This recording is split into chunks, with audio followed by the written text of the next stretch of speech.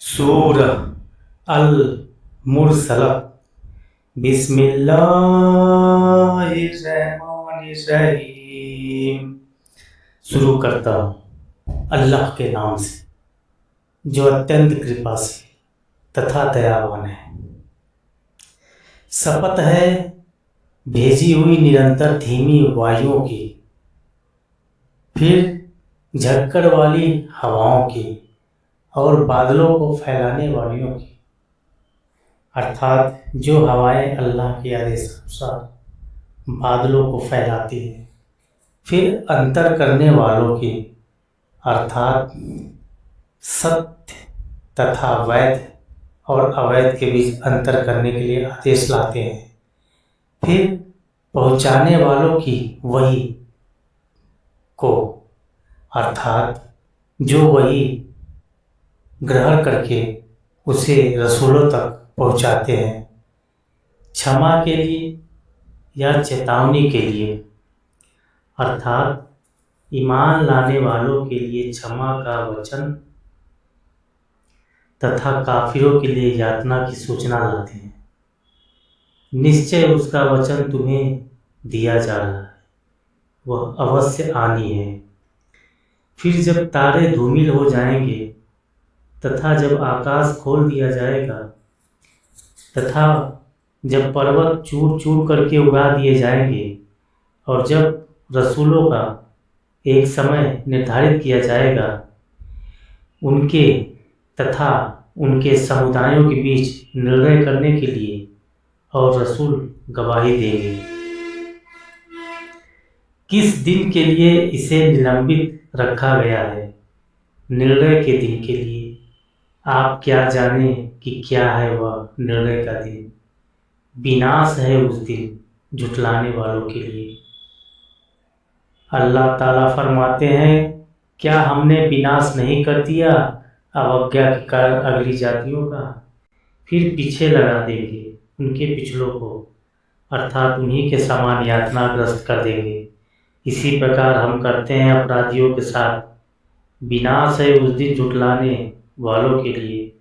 क्या हमने पैदा नहीं किया है तुम्हें तुच्छ जल वीर से, फिर हमने रख दिया उसे सुदृढ़ स्थान गर्भाशय में एक निश्चित अवधि तक, अर्थात गर्भ की अवधि तक।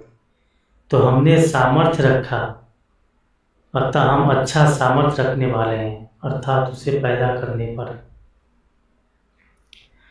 विनाश है उस दिन झुठलाने वालों के लिए। क्या हमने नहीं बनाया धरती को समेट कर रखने वाली, अर्थात जब तक लोग जीवित रहते हैं तो उसके ऊपर रहते हैं तथा बसते हैं और मरण के पश्चात उसी में चले जाते हैं। जीवित तथा मुर्दों को तथा बना दिए हमने उसमें बहुत से ऊंचे पर्वत और पिलाया हमने तुम्हें मीठा जल। विनाश है उस दिन झुठलाने वालों के लिए। कहा जाएगा, चलो उस दोजख की ओर जिसे तुम झुठलाते रहे, चलो ऐसी छाया की ओर जो 3 शाखाओं वाली है।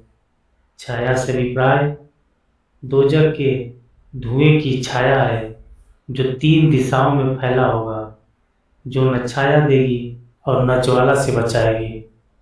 वह अग्नि फेंकती होगी चिंगारियां भवन के समान, जैसे वह पीले ऊंट हो। विनाश है उस दिन झुठलाने वालों के लिए।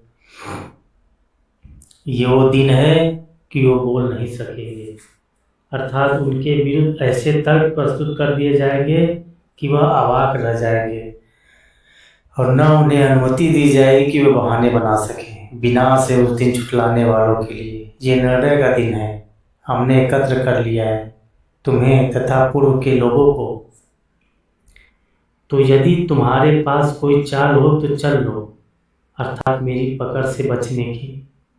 विनाश है उस दिन झुठलाने वालों के लिए। निसंदेह आज्ञाकारी उस दिन छांव तथा जल स्रोतों में होंगे तथा मन चाहे फलों में। खाओ तथा पियो मनमानी उन कर्मों के बदले जो तुम करते रहे। हम इसी प्रकार प्रतिफल देते हैं। विनाश है उस दिन झुठलाने वालों के लिए। हे झुठलाने वालों, तुम खा लो तथा आनंद ले लो, कुछ दिन वास्तव में तुम अपराधी हो। अर्थात सांसारिक जीवन में विनाश है उस दिन झुठलाने वालों के लिए, जब उनसे कहा जाता है कि अल्लाह के समझ झुको तो झुकते नहीं। विनाश है उस दिन झुठलाने वालों के लिए। तो अब वे किस बात पर इस कुरान के पश्चात ईमान लाएंगे? अर्थात जब अल्लाह की अंतिम पुस्तक पर ईमान नहीं लाते तो फिर कोई दूसरी पुस्तक नहीं हो सकती जिस पर वह ईमान लाए, इसलिए कि अब और कोई पुस्तक आसमान से आने वाली नहीं है।